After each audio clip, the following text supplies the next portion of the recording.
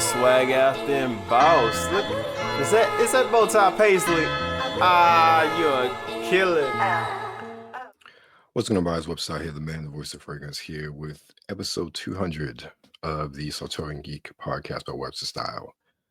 This podcast started in earnest in 2019 and accelerated because of the pandemic.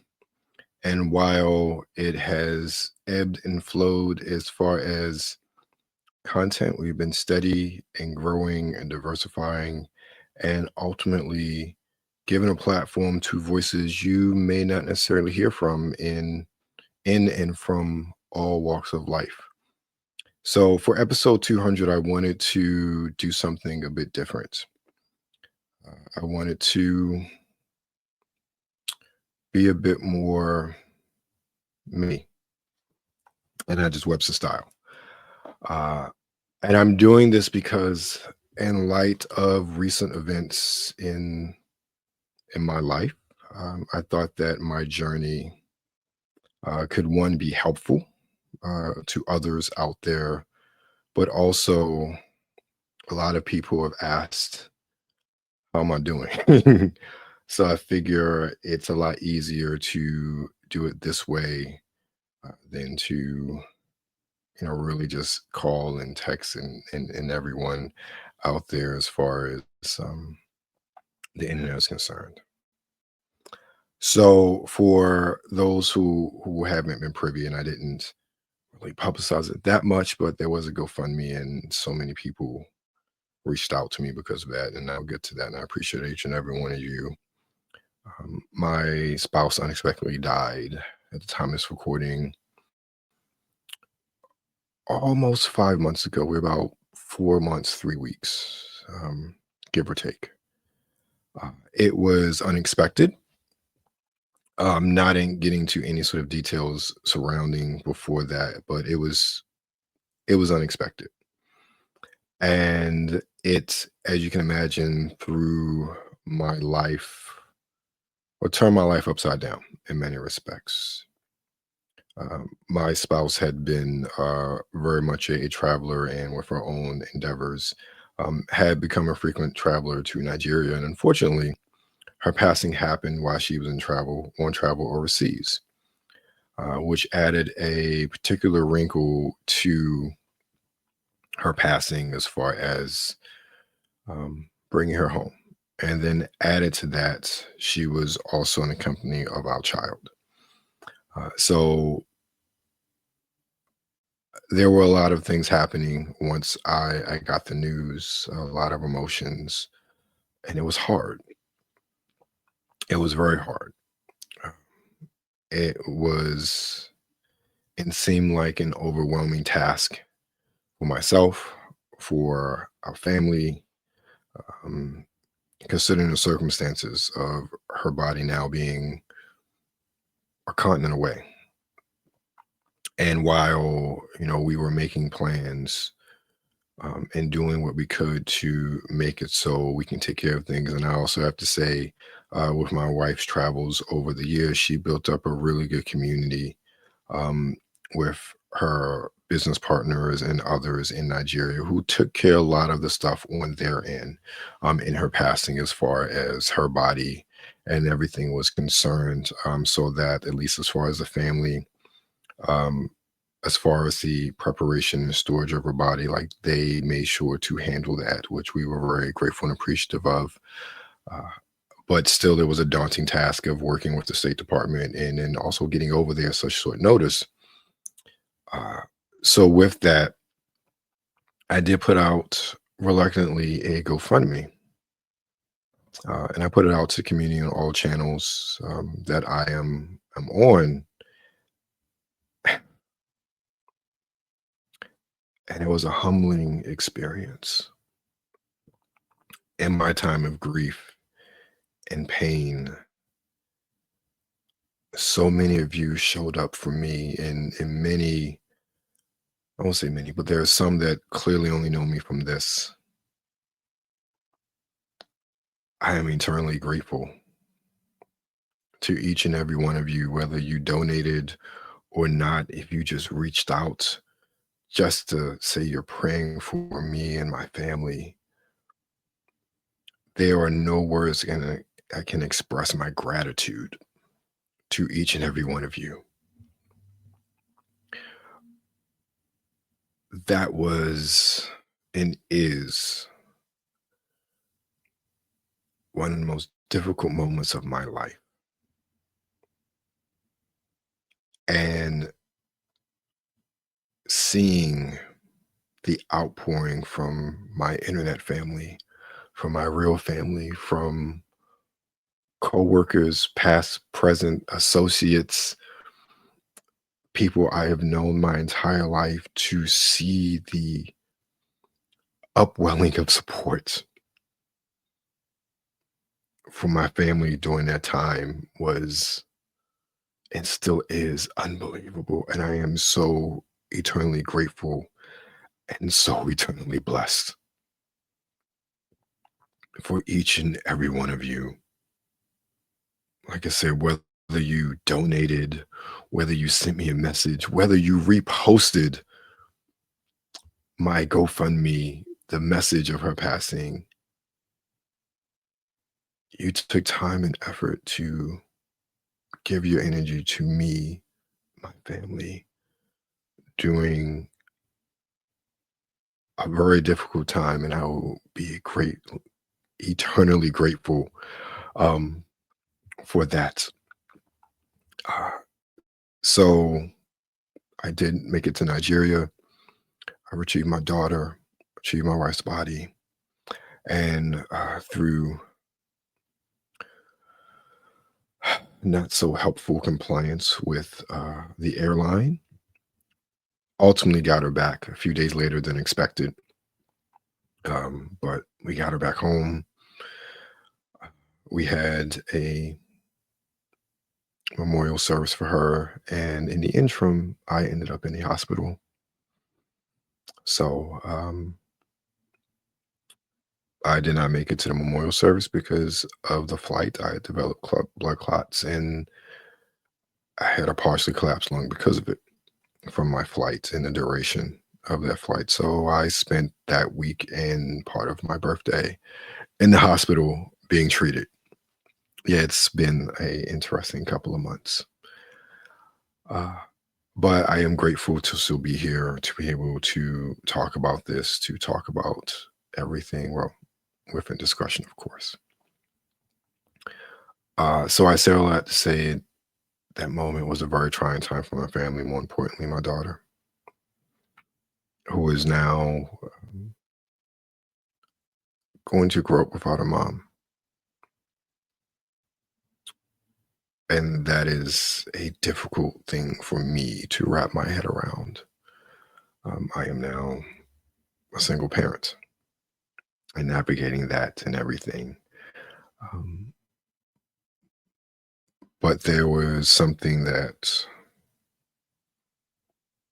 I have adopted that I looked at someone very close to me who lost her husband a few years ago. She said something to me that was profound, and something that when I sat and looked at things, it is exactly how it was. She had told me that it took her a few months, but she sat down and really looked at the past few years of their marriage. And there were shifts and changes in their lives that prepared her in many respects for him not to be here anymore. And when I sat and thought about that, there was so many changes that had happened in the past 3, 4 years that it in many ways prepared me to handle everything without her. And it really resonated with me because I never looked at the changes that were happening as that. Of course, you don't when you are in the thick of things. But they always say God doesn't put anything on you that you can't handle. And while I have not been the most spiritual person in the past 11 years or so, I still believe that is true. So I will say in that it is definitely an interesting time and a time of transition and new beginnings with all of the things that have been going on.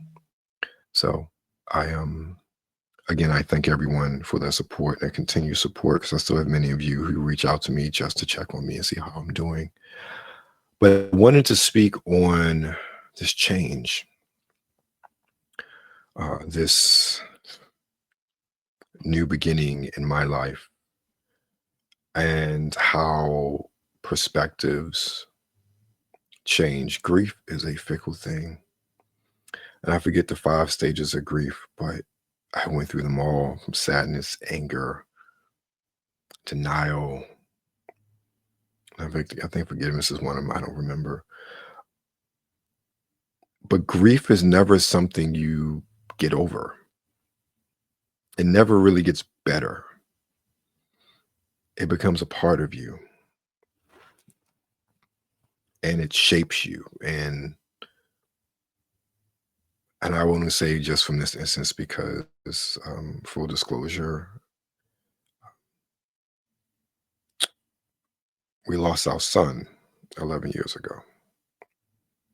So grief is a part of my existence when it comes to my family. And it is something that you continue to live in. And a lot of it is how do you let it define how you live and who you are? What do you take away from that loss, that in some ways emptiness? How do you adjust to it? Do you just walk and let a gaping hole in your life and your heart just be present? Or do you work to understand and use it to understand yourself? And I think for me, especially on this time, um, losing my wife has caused me to re-examine myself and my identity because so much of who I am and who I was a husband and a father. And the sort of hills I stood on, so to speak, were because of my commitment, my vows, and my love for her. And now that part of me is still there, but how do I address it? How do I refocus it? Who am I as a man in the absence of that part of me? And not saying that's a challenge, but these are questions I never thought I would have to ask. These are things I never thought I would have to sort of re-examine and figure out. I did not think death do you part would come at what 16 years and 9 months. Never thought would ever would want to be that long. Um, so it's caused a lot of introspection in my part as far as how to redefine myself going forward. It is logistically speaking, it is there is so much in losing someone close, and especially a spouse that you have to deal with. And from bank accounts to estate to especially if it's an unexpected death.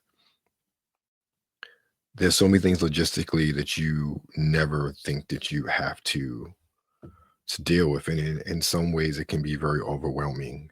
Um, I'm lucky that I had a lot of time and grace to figure things out and to address things and handle things and close some of my wife's affairs down. Some are still open, only because just how it is, and there's no need to close, or things are still ongoing and they need to process until they're done. But there's a lot, and it can be very overwhelming. So I want to say, if you are dealing with this, if you or someone who has lost, take one day at a time, take one task at a time, and do your best to breathe and to process your grief and move forward. All of this, all of the logistics, all of the financials, all of the paperwork, it will get done. Just take your time. I will say too, it is overwhelming knowing that everything is on me. And I say most of it wasn't for him, but my wife and I, when it came to our child, had a very good balance of how things were done for her, with her. And now all of that is on my shoulders. And especially early on, as far as getting everything ready for school, doing this, doing that, it was absolutely overwhelming, both physically and emotionally. And there are days where it's quiet, where I feel that weight. I feel that pressure of being everything to her. And I have to catch myself, and I have to remember I can only do what I can. I can only be the best I can be. And it is a struggle because I'm not her mom, and I will never be her mom. And that part of her will always be missing. And there's no compensation for that.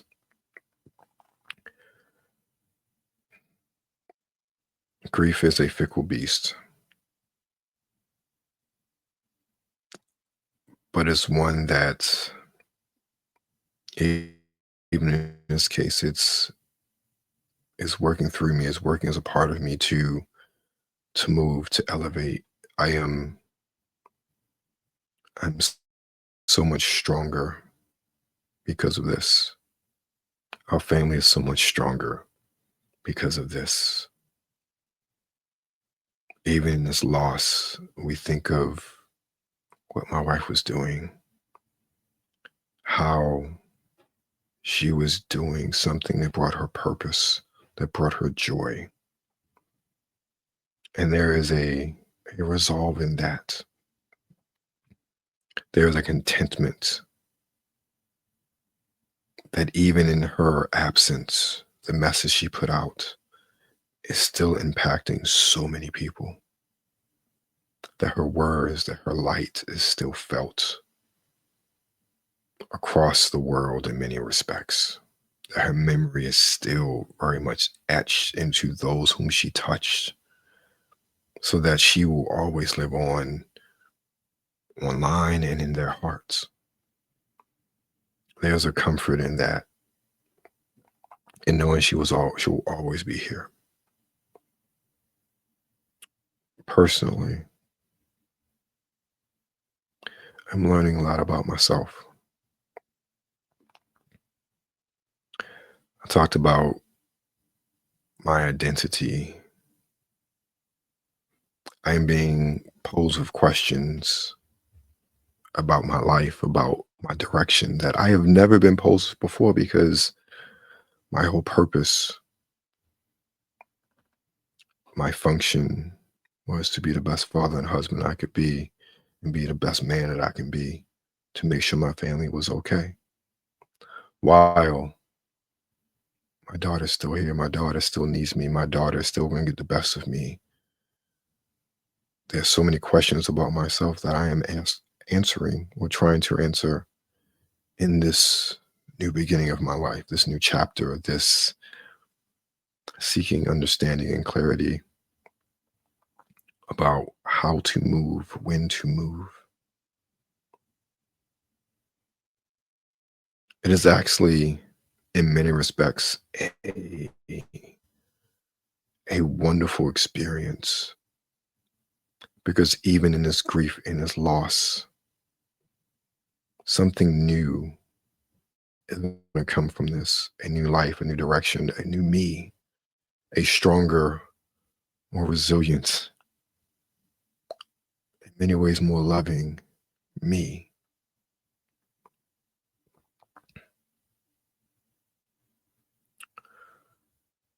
I think that is really the true testament of everything. My wife's passing in many ways really spoke to how much I loved her. The things I was called to do, I found the strength to do them and to put everything aside because of my love for her. And so many people have said that that must have been very difficult for you. And in some ways it was, in others it wasn't, because my duty was toward her and to her, even in her passing. It was about making sure she was okay just as it was in my life, in her life.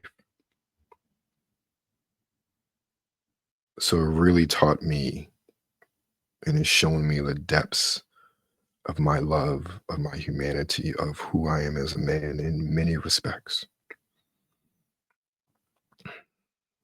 But I will leave you with this um, a few notes. For all who are wondering, I'm doing okay. I smile every day. There is an absence in my life,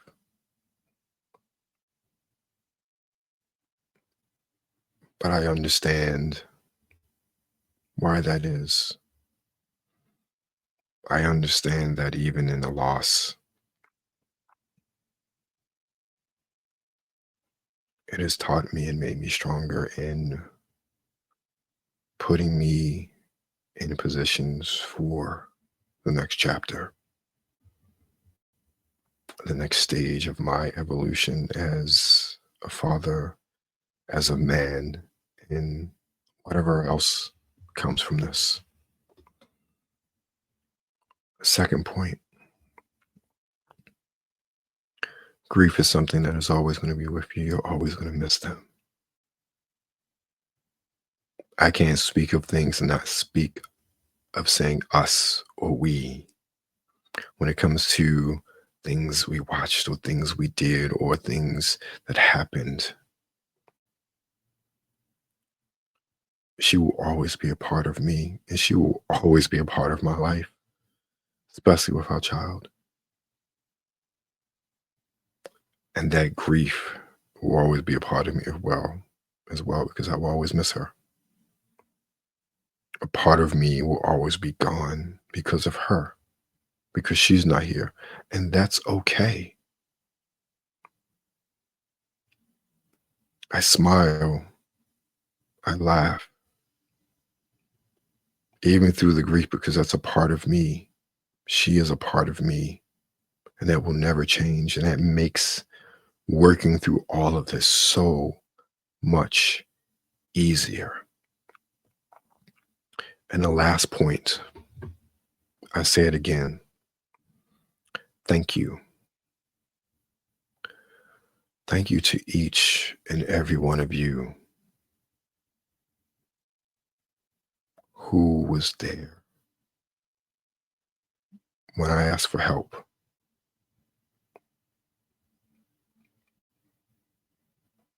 There's no way I can repay your generosity, whether it's emotionally, monetarily, prayer wise.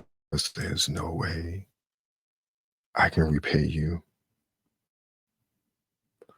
But I give you my sincerest thank you. You, each and every one of you, made one of the most difficult times that my family's had to endure that much easier. And like I said, there's nothing I could ever do or say to thank you enough. So now let us embark on a new beginning. This podcast is going to continue on, hopefully back on a weekly basis. Well, we shall see. As always, I thank you for your time. I thank you for your listening ear. And remember, stay safe out there and be blessed. Well, swag out them boss. Look, is that bow tie paisley?